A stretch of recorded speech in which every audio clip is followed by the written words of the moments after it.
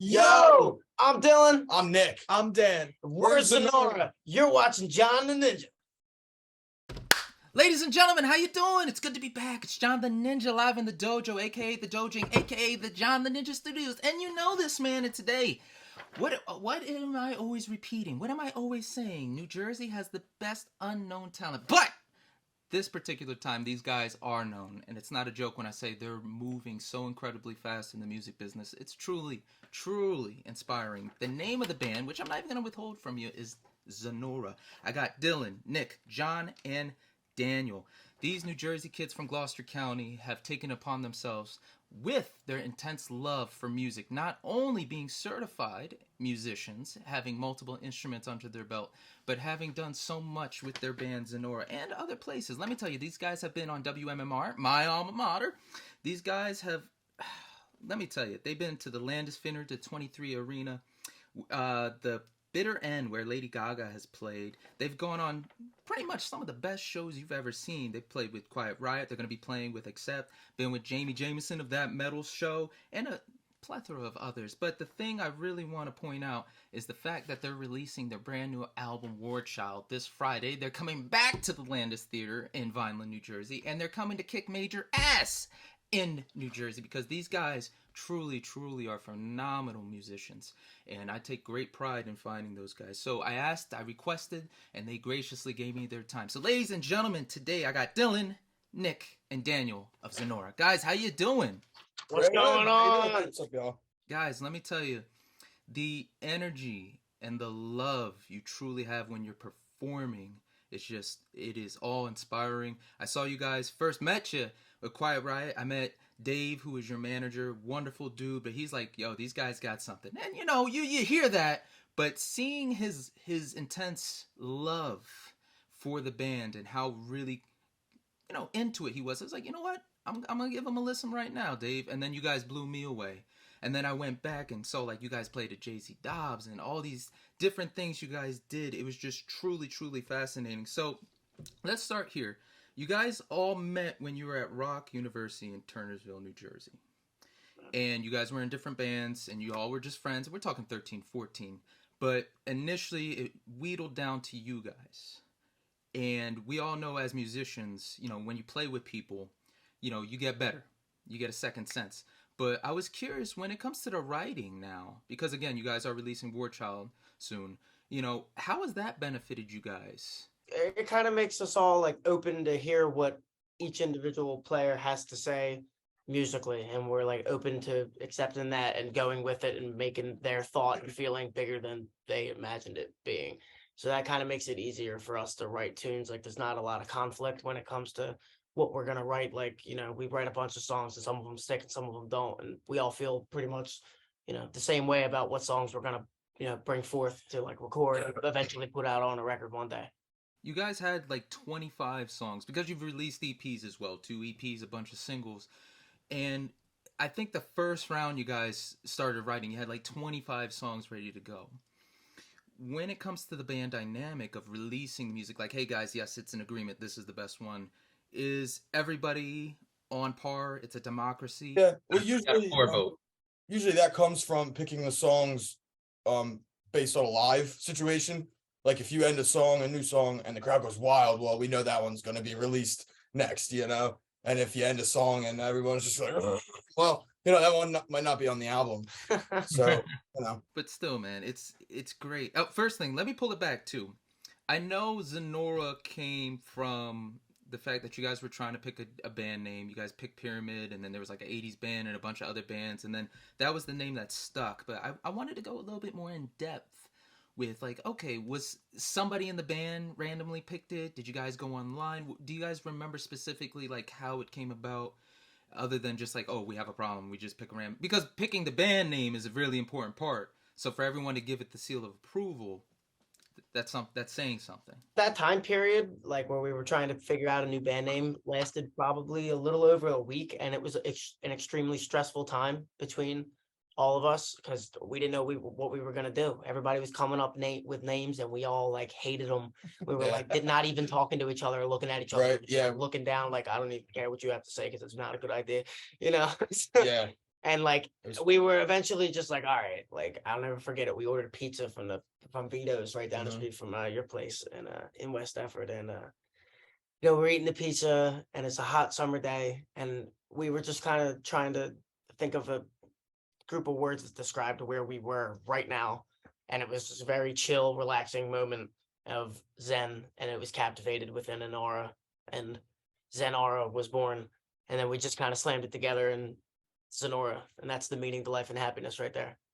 And man, it's again watching other interviews, watching you guys go back and forth. I know you guys are still under 25, but you're miles ahead of so many other people, so many other situations. Being that you guys have grown up in an age, not only have you been afforded the opportunity to learn and master music with a bunch of tools, but you're also able to see the stories of the rock stars and the pop musicians, all these other people, even people just touring on the road doing it the old school way, all the lessons they've learned. What is something that you gravitate to sticking to? What is a commitment for everybody? You got to answer this one. Something that, hey, I really want to make sure this happens while I'm in this band. I would say stay true to the music and how you feel and what the main belief and dream that you had before you started it. Like keep that true to your heart. Like don't stray too far away from that. That can totally clog your mind and take you away from why you started doing it in the first place. Mm-hmm. But you guys are all so well versed in your instruments. And, Dylan, you sing, you play guitar, it's interesting to see what people gravitate to. So I wanted to know what about your instrument everybody wanted to grasp to. I love playing all the instruments. I play drums, I play piano, I play trumpet, but if I had to pick one that is me, that's my voice, it's guitar. So what about your instrument pulled you in and that's why you stuck with it? For me, like what gravitated me towards a guitar was just, I feel like the badassery around a lead guitar player. They always got the cool solos and awesome riffs, and like there's just something that's so rock and roll about that. That's kind of why I do it. But originally I was a drummer. I played drums, Tommy Lee, Neil Peart. There are the reasons I I started playing drums and music in the first place. And then I started playing bass, and then, the band needed a guitar player, so now I'm playing guitar, and then they needed a singer, and now I'm singing, and Johnny was always playing drums. He was always a way better drummer than me, so I was like, all right, he's got that, he's good. So yeah, that's me. Yeah, for me, it was like being a real young kid with my Kiss VHS tapes and seeing Ace Frehley by himself on stage with a smoking guitar and and then seeing Van Halen by himself on stage and those guys and Angus Young guitar solos. I wanted to be that guy on stage playing a guitar solo and the smoke and the crowd screaming, and that's what really drew me to want to be a great guitar player. For me, it was really like the low end. I love just being obnoxiously loud in every aspect of my life, so I kind of gravitated towards that. So now Dan, and I'm making sure I'm getting it right because y'all got messed up. Dan is the bassist. I'm not crazy. He's got the jacket far right. So I have a special heart for bassists because I feel like when there's a lot of really great songs, everybody just hears the solo, but they don't hear the solo the bassist is doing in the background. You also have a jazz background. yes, And if you know jazz musically, that adds another layer. Like basically you're the master of all music genres as far as the theory and going. How do you feel that you're helping Zenora holding down the grooves and whatnot? What is the integral part you always try and add to your bass? Because a lot of people say, just whatever the song needs, I put down. But when it comes to being a jazz musician and a jazz bassist as well, you can do a little bit more. So how do you feel you boost the band in its sound as we have the two left-hand twin attacks going at it? both me and John, the rhythm section, I feel like we kind of go off and do our own thing a little bit, like during our performances. Like if you listen really hard, you could see like me and John kind of like lock in, and Dylan and Nick kind of lock in a certain way, and we bring it all together and kind of like mishmash almost into like this just crazy experience, where there's a lot of intricate things going on, and it's all the same thing, but it's different things. It's kind of hard to explain, but just very intricate and just grooving and tight and just, head bobbing. I will say that Dan seems to be able to play anything and it sounds good. He could play something that sounds funny, like they did in the middle of a song, and it'll sound great. You know what I mean? Because he's got the knowledge to be able to hit any note in a scale at the right place. You know. Now let's go back to the twin lefty attacks, guys, because that's a first. We have so many guitarists that are praised for that double attack. What do you like best about the fact that you guys got two guitars in there, other than like, okay, we have somebody playing rhythm and we have somebody playing guitar? What dynamic do you two have with each other? Like Maiden does a lot of harmonic sounds. They do a lot of like, hey, he's up here, he's down there, he's low on this guitar, but we're all playing the same notes, even though they sound higher, lower, etc. So being that you guys both have each other, what are you hoping to accomplish when you go into a song? How is that dynamic between you guys? Through inversions, I would say, like whether he's holding down something on the low end or the high end, like I'm doing the opposite. So like there's never like an imbalance of frequency.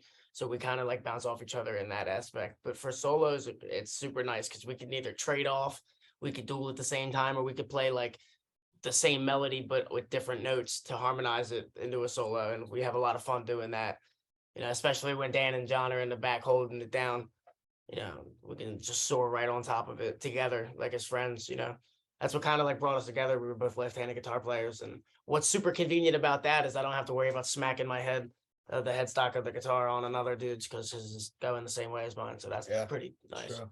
So Nick, question, because you got your guitar when you were younger, right? And it had that you were spend hours in your room just like the rest of us, working on your craft, trying to get these songs, and then there's a part where it says, and then you realized you could flip it upside down, even though it was a righty guitar.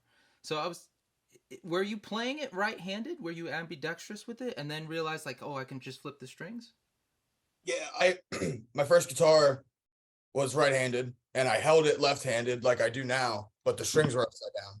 Okay. So I was learning songs basically wrong, upside down. So chords were the opposite, and I, being a kid, didn't really have the technical knowledge of the guitar to flip the strings. You know what I mean? Didn't really know that as a kid. So I got somebody to flip the strings for me. I was young, maybe 6 months into playing or something. And then I had to completely relearn how to play because the strings were the other way now, but they were the right way. So within it was a frustrating time period to want to learn an instrument because everyone tells you, oh, just play this way, play the right way, play, you're going to make your whole life difficult by being left-handed, but it wound up working out. Yeah. That I'm not going to lie. I was blown away. I was like, my man was going left and right and he was doing it all. But I truly understand that you don't know what to do with the instrument when you first get it and you have to try and gather your bearings. But let's move on, because the two things I really love about you guys, other than the music, is the shows you've been doing and the merch. Let's hop to the merch first, because I still got my Zenora lighter in the car, man. It's wonderful. People, shameless plug. It's wonderful. It's a bottle opener. It's a lighter. I don't even smoke, but I know other people that smoke, so I like to light it up for them. It's great. But the plethora of stuff, especially what you just released for this upcoming album party. You got shirts, CDs, lighters, cozies. It's so much. And I know your manager Dave has been on the forefront of finding this stuff, but I was curious, the artist, who is the artist that keeps on producing this great stuff for you? And again, man, what did you guys really want to get out to the crowd to be like, hey, represent us with this? We've been working with two artists recently on this third record over the past year and a half. The dude who did all the artwork for the singles and the new record, his name is Michael Levy. We know him through one of our producers, Steve LaFascia. He was in a band called Jealousy Curve, and Michael Levy was the lead singer of that band. So he kind of was like, yo, my buddy, he's an artist. He's interested in working with you guys. So, we reached out to him, and now we have awesome artwork, and they're all paintings too. He hand painted all of them on canvas. So that's really awesome. And as far as the new posters, flyers, and t-shirts, our buddy David Brazil over in Indonesia, you can find him on Instagram at Insect Decay. He is an amazing artist. He does I wouldn't say cartoon, it's like realistic cartoons, on a pad, and It's like electronic artwork. He's great. You can go over on ZenoraMusic.com and check out on our merch store all the new designs that we got. So, and that brings me to the next point of why we have all these new designs. So we've had t-shirts forever that said our band name or like had a song title on it. And like, yeah, that's awesome when you're starting out, but I was thinking of a little bit further than that. People wear cool t-shirts because they like the way they look. So, we hooked up with our buddy David and we worked out some things that were more than just a band t-shirt. It was more of like a style, a way of life, a living, freedom to express however you feel on a t-shirt. It was, And that's a good assumption because I ain't gonna lie. I'm scrolling now trying to buy one. But again, as I say this to the crowd, people, they've got hoodies, they've got beanies, they got mugs, and it's not your typical, heavy metal, rock and roll like a Black Sabbath I'm wearing right now. It's got color. It's got very well detailed art on it. So definitely check it out, ZenoraMerchStore.com. But that is something that caught my eye. Dave was going at it like, hey, we got this and that. And I was like, it's good to have options. And a lot of bands don't have that option. When the pandemic was full swing, you guys also did phenomenal as far as getting your music out there and etc. Not many people, not just bands, were able to have a positive time. Even if they made it out unscathed, it wasn't the most positive time in the world for them. Whether it was mental issues, work issues, etc. But you guys really thrived. And you said in an interview, the reason you guys thrived is you took advantage of every opportunity that came your way. Could you elaborate on what those particular opportunities were? Spending more time together. We all got laid off from our jobs, so we had nothing to do but play music. And we were together every single day. And all those emotions, positive and negative, we were all experiencing them at the same time. So we were able to put all of those feelings that we all felt at the same time into the music we were making at that time. And because we didn't have any obligations to do anything but make music, we made a new record and we put it out, and we were like, everybody else is in the same position that we are and they're all sitting at home, so let's put it in front of them. And we did, and people saw it, and that's what happened. Who was the first big name to hit you guys up like, hey, good job, while you were releasing the music and etc.? Because guys, again, you guys have toured with people I know, people I'm still in awe of, especially Tantric.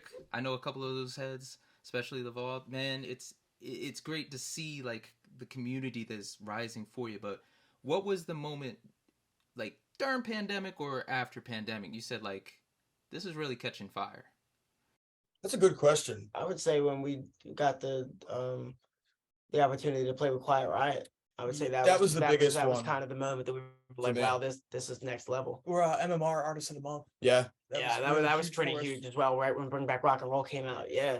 Shout out to Jackson. Did you guys get to talk to Jackson or Sarah? Or was it just mainly back and forth emails? We talked to Jackie Bam Bam, and we met Sarah one time, but those were separate from the Artist of the Month on MMR occurrences. They just kind of played us on the radio, and like they highlighted us on Jackson's local shots. It's a shame that's not around anymore, but yeah, shout out to Jackson, people. Definitely go listen to him too now on Spotify.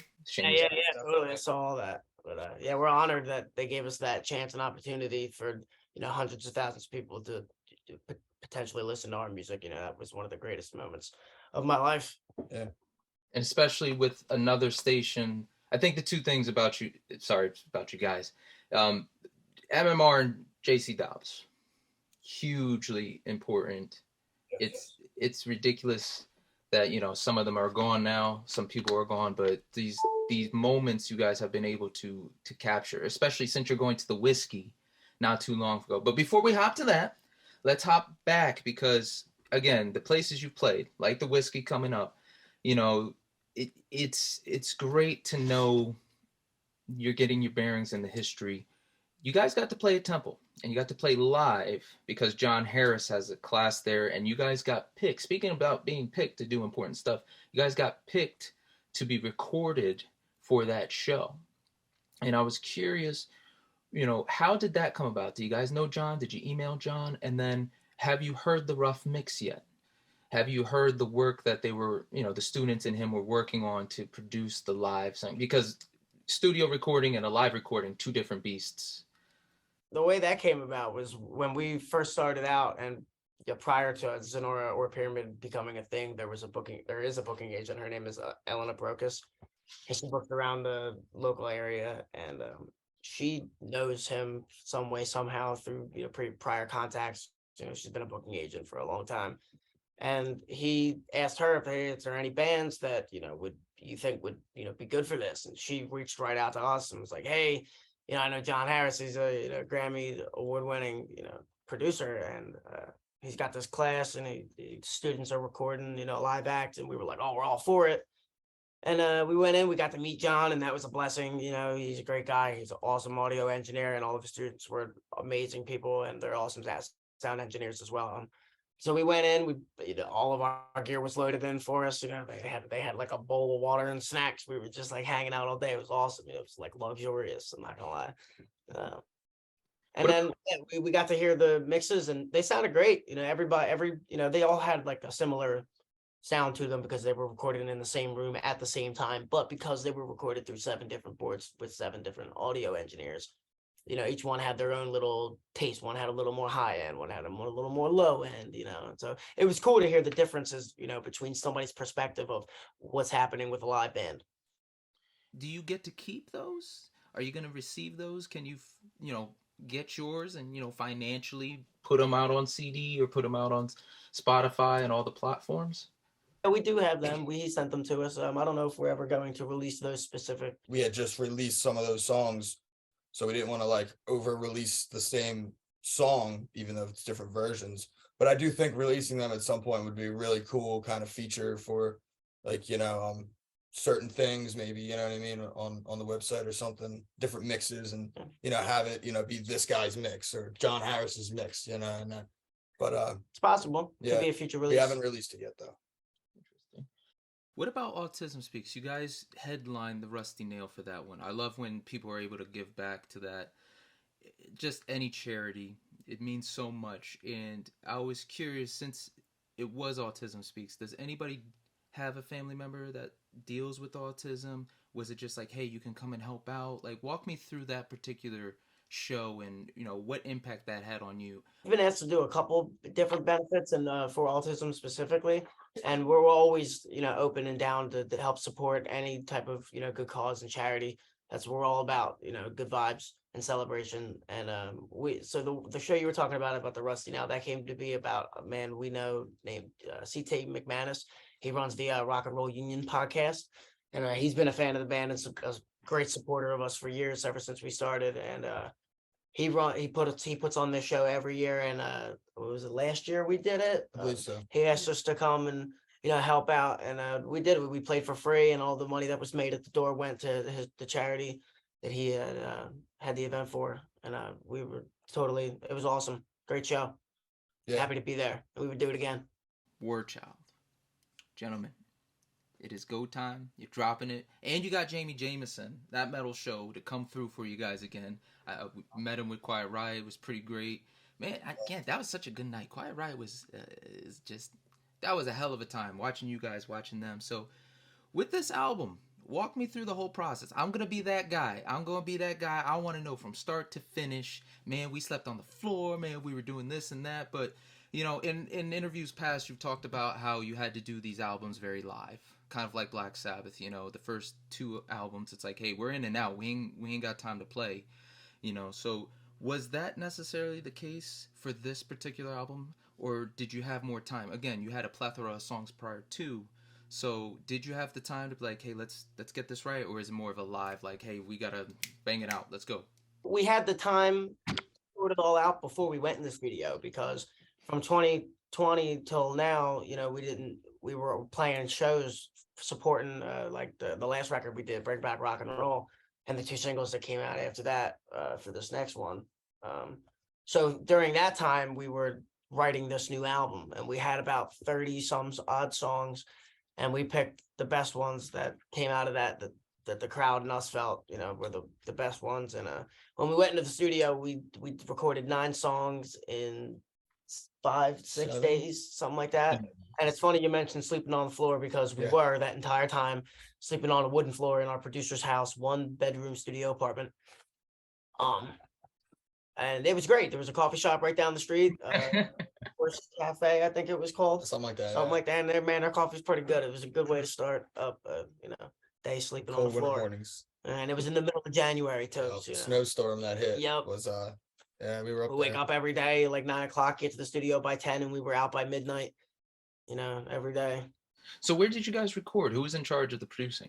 We recorded at Forge Recording in Orland, Pennsylvania, and we have two amazing producers, our mixer and audio engineer, Stephen LaFascia, and our singer-producer, John Fay. He was in the band The Caulfields. They were on MTV back in the 90s with their hit Devil's Diary. It's awesome. We're actually doing a reunion show in November. It's coming up in November, soon, early November, within the next week or so. And yeah, it's gonna be great. They're reuniting, and can't wait to see that. When recording, a lot of people don't realize how difficult getting the right take can be, even if you play it right, spot on. I remember the first time I recorded. My friend, I went to school for music. All right, I've got biblical studies as my major, and I somehow minored in music. I don't know how I did it, so I know the very bare minimum of the theory, but she wanted me to come in. She knew I played guitar. She wanted me to do a solo. And I said, I just do it off of feel. She's like, oh, no problem. She lied. There's parts where I came up with a solo on top of my head, and she's like, well, you can't do that. That's out of key. You can't do that. I was like, okay. So I finally constructed a solo that was right. She didn't complain about the theory, but she complained about the feel. Then she complained about the speed. And then there was anything you can think of, it happened. And I'm like losing my mind. I'm like, yo, I don't know what else to do. I'm used to playing in a live setting, not worrying about it, kind of like the jazz style. You make a mistake. I meant to do that. So what was the toughest part of recording for you gentlemen? I want everybody's answer on this one.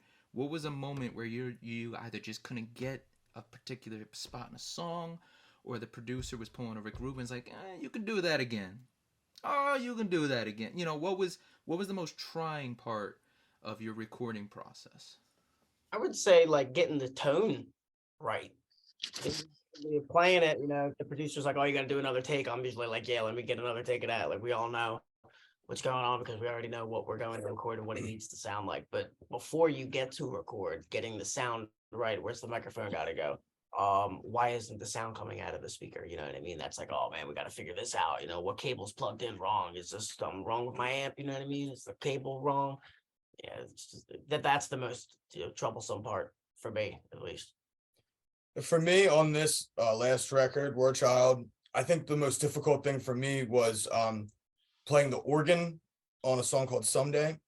And it was a 1958 Hammond B3 organ with the original cable, the original Leslie. And just to be able to play an instrument like that and have to play the take perfectly, and organs don't have sustain pedals, so you have to move at the right time, and you have to play everything perfectly at the right time every time. It took a while to play the organ parts perfectly. But before this album, I'd say it was solos, because you start shredding and you plunk a string wrong, and you got to start again, So it's, usually it's guitar solos, but sometimes organs can be tricky. For me, it's like the vibe. Each take has a different vibe. Like if you were to listen to, prior takes of the same song that we do in the studio, like they all feel just a tad bit different from each other. So like every time we do different takes, it's just about capturing the right vibe for the song and making sure it feels good for everyone. Now, Dan, when you're laying down the bass, who usually in the studio it's drums, then bass, then guitars, then vocals, and etc. Is that how you guys approach it, or do you swap back and forth? I know some guys that like to have the bass go first. The bass is a better timekeeper than the drummer. Would you say that is the dynamic between you and John, or do you guys just pretty much go off of like, hey, we're in syncopation still. We've known each other for so long. It's kind of both of them. The way we record is just live, like we all play together. We just kind of like put our little headphones on and, you know what I mean, make sure we can hear each other, and then we just go for it, I know a lot of new bands, they like you were saying, they do the drums first and then the bass and then the guitars. We just play all of them at the same time and do a live take. There's really no difference. Pick the same take. It takes way less time if you're low on budget. Right, because all the amps are in different rooms, so it's not like, it's like you're recording separately anyway, but all at the same time, so you can make eye contact while you're recording the song. Do you think there's any benefits to doing it the professional way? I personally like playing everything at the same time, making it a live feel, but do you feel there's a better benefit to everybody having their own time doing the tracks and then, just adding it all a little bit later? Or do you guys think it should be an industry standard of like, no, play it live, this is the original way? I've always heard was because of synths, and in the 80s, they had to redo all the parts because, you know what I mean, of synth stuff and like keyboard string stuff. So that's why that became standard. And for a rock band like Elvis, they recorded that stuff on a potato and they were all in the same room, so, and it still sounds great. So I don't think there is a real benefit to recording separately for rock and roll. I feel like it has to do with what you're trying to get across for the listener. If a lot of new music, what I think is is obviously recorded one instrument at a time, and like for a band that is a live rock and roll band, that I feel like that would not benefit us at all, because if the drummer's doing one thing and then the next day the bass player comes in, he has no idea what he was feeling, and they're not feeling it together because they're two separate takes. And like a big thing about our band, what makes us special to me, is how awesome we work together. And like that's what make that sound. When Dan's playing bass, Nick's playing guitar, I'm singing, and John's playing drums at the same time. And that's what we try to captivate and like make it as close to what you would see if you came to see us at a live concert. Like that's what it's gonna sound like. It's not gonna be any different. Yep. I was alluding to this, but the band Democracy, what was one of those songs you guys really had to fight? Try get it out. Maybe there was a disagreement, like maybe I like this one. Maybe look, you guys already looked at each other like, we know it is the good one.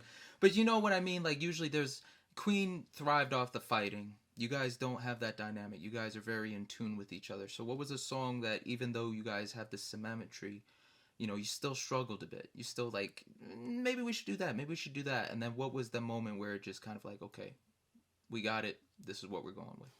For when we were writing Wasted, Yes. we had like 10 versions of this song, and like we were all like, dude, none of them are it. Like, why are we even still playing this song?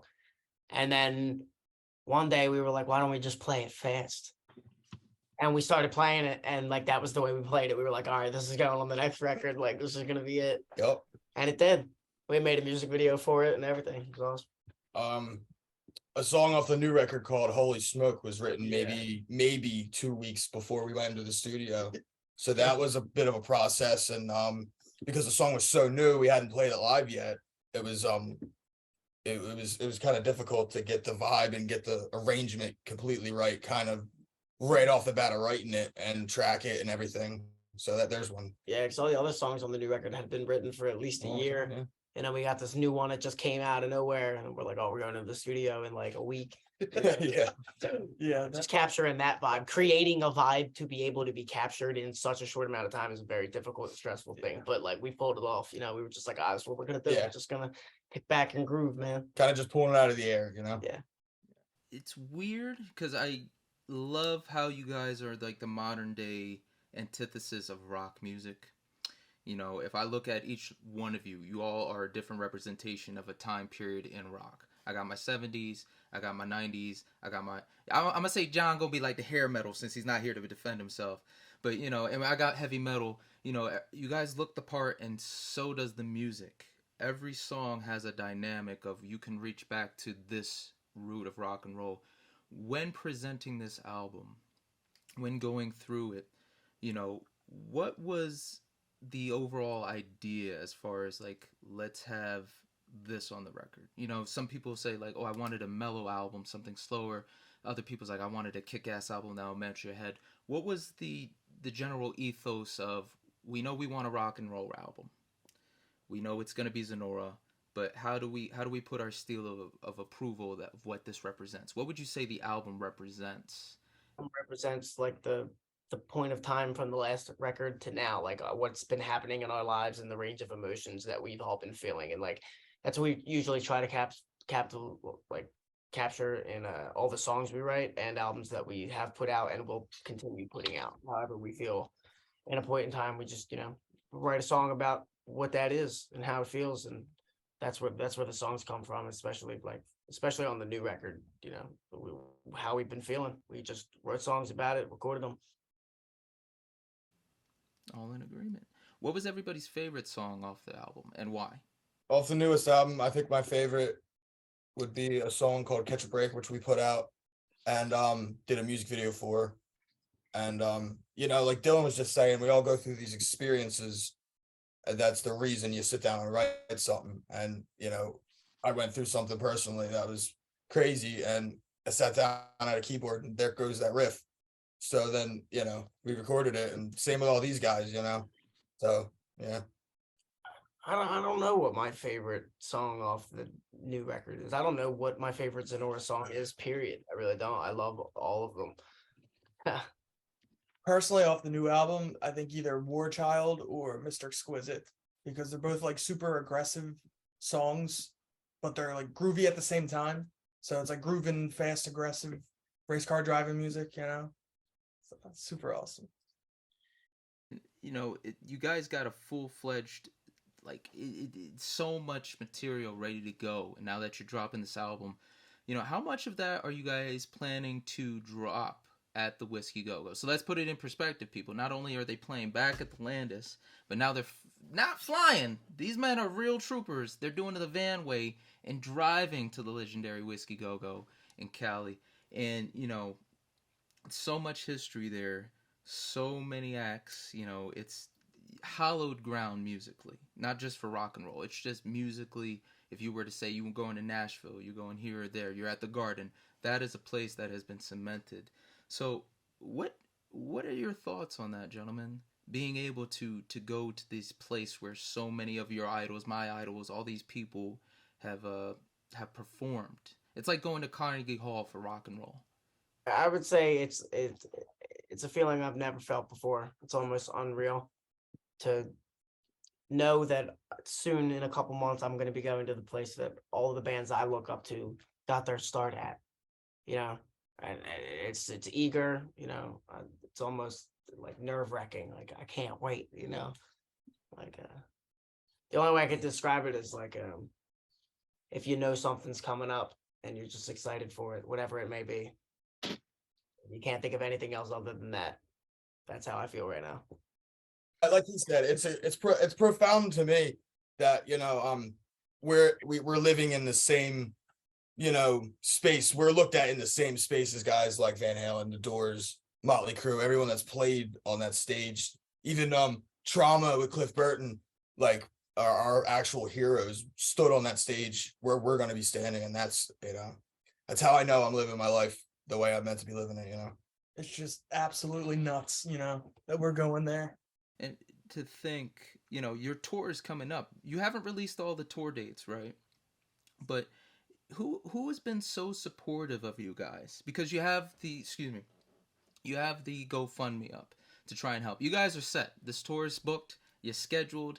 That is more so to try and make sure you get not so much the creature comforts, but you can add a little bit more as far as like going about on the trip and everything you're going to do. So who are some people, whether or not they're musicians or they're just family and friends, that have been super supportive of your endeavors for all three of you? I want everybody to answer this one because, sometimes, it's always the person you least expected to come out of the woodwork and, support you. And being that you guys are in a position you're in to go for your dreams, not everybody's the most supportive when they see you doing better and they're still stuck in the background. You know what I mean? Say like, the sparing fans that have felt obligated enough to help support us on this journey that we're about to go on. More specifically, the guy who's helping us, trying to help us book this tour that we're trying to go on. His name's Eric Jake. He fronts the band Wild Street. He's an awesome guy, and their band is awesome. They toured around the world multiple times. And I'm grateful that he, feels the need to help us, on this journey to get there and back. And once we have all the dates booked, we will announce them all at the same time. Yes. When I look at the fire people have for what they're doing, it's weird to try and articulate where you guys are at because you've been doing it for so long and you've been fortunate to have started so early. You get some people, it's like they don't pick up a guitar until they're 20, 30. It's easy to say, you know, I'm doing this because I love it. But there will be a point where you feel like, you know, it's trying, it's this and that. You know, you have your times in Zenora where it's not the best. So what do you attribute continuing when things get down in Zenora? What do you attribute, like, you know what, I gotta keep going even though this sucks? I don't want, you know, fans are expecting something, anything out of the things that they like has seen before, you know, and if that is us, then what's next? You know, why'd we do what we did before if we're just going to stop right now because everything isn't working out? Let's make something work out. Let's try something different. You know what I mean? What have we not done before that could take us in a new direction? Yeah, I would say, I mean, first and foremost, we're like brothers. You know, I mean, me and Dan are actually brothers, but the rest of we're all like brothers. You know, so if things get tough, you know, we have each other to fall back on, and you know, help each other. But then right past that would be the fans, and we're doing this all because there are people out there, a lot of people who you know, love our music and want to come see us and want to, you know, so we're doing that for that reason. And no matter how tough it gets, you know, you could always just think that, and I think it'll help, you know. Yeah, definitely the fans. You just gotta stick it out, be positive, and get to the good stuff, you know? There's always a fan experience where it really knocks you off your feet. And you guys are in tune, again, lucky enough to have enough fans to that, you know, be a pushing forward. But I got an email not too long ago, and it blew me away. I've been doing, you know, radio and all types of YouTube and stuff like that. I've been complimented. I've been told this and that. But the words this individual stated in that particular message to me was the first time, you know, you get an accolade. It's like, yeah, man, I did it. But there was such impact that something I did offhand, wasn't even serious. It was just a chat with somebody. Something I did impacted them so greatly, you know, and you hear it all about it all the times, you know, your music saved me and this and that. That was like one of the few times I've actually had that feeling of like, wow, you know, something I did made a difference. Have you guys ran into that with a fan yet, or have had that interaction, especially since you've been doing the charity gigs and etc.? Time we played a gig and right when the doors opened, these people walked in and they came right up to the merch table, and it was like they were waiting outside for the doors to open. You know, and they came right up to us and they bought a bunch of t-shirts and asked us to sign. I remember Dan was standing right next to me. Remember that? And it was like they were like, they couldn't believe that we were standing right in front of them. We were just people, you know, and like that was the first and only time that ever happened to me. Somebody was like so excited to come and Somebody see was like starstruck of you. that saw us as like this big entity, you know, just like I see my heroes. It's just like wild to be like looked at like that, like a superstar or whatever you want to call it. You know what I mean? Like, I don't know. That was really cool and heartwarming. You know. Yeah, I mean, there's a lot of experiences like that were kind of surreal, like he said, with fans kind of acting, you know, like they're starstruck, like they're a little nervous to be in front of you, you know. But I also had experience with Lips of Anvil, the lead singer of Anvil, where he was like, nice guitar, nice playing, man, sounded great. And I was just like, whoa, yeah, that happened to me, you know. It was kind of like me, you know, like this dude's, you know, been in the music business for how long? I don't know, 30, 40 years, something. So, you know, that was definitely great. Not gonna say anything, bro. Oh yeah. It's just like the surreal moments that Dylan was talking about, you know, with bands and like the connection and stuff like that, you know. I always end these interviews with the most important question. And it could be a serious answer, it could be a funny answer, but what's the best piece of advice somebody has given you? You know, whether it's music or not, it's, you know, they said it, it stuck with you. You might not even gotten it at first. You know, I remember Doyle von Frankenstein says, the fucking you're giving worth the fucking you're getting. And then, you know, somebody else said, you know, just live. You know, the way things are going right now, just live. And lo and behold, the pandemic happened. So he was right. You know, what is some advice someone's bestowed on you that it was like, okay, I always have to keep this in the back of my mind? Doesn't matter where you came from, matters where you're going. I'm honestly having trouble thinking of the best advice, but you know, somebody said, you know, don't listen to the noise, just keep moving forward. Yeah, that's a good one. Just stay true to yourself and be humble. Interesting.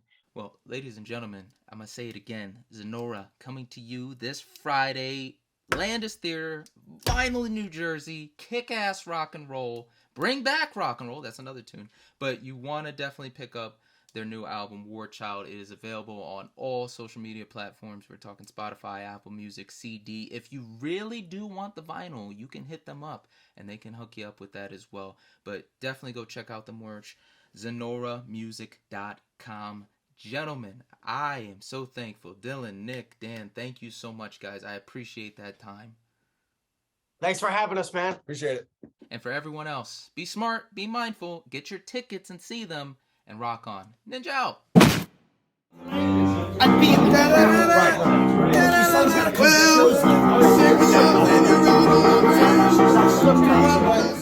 Woo, baby, you listen to John the Ninja. All your ears are about to go on a vacation. John the Ninja's got what you need.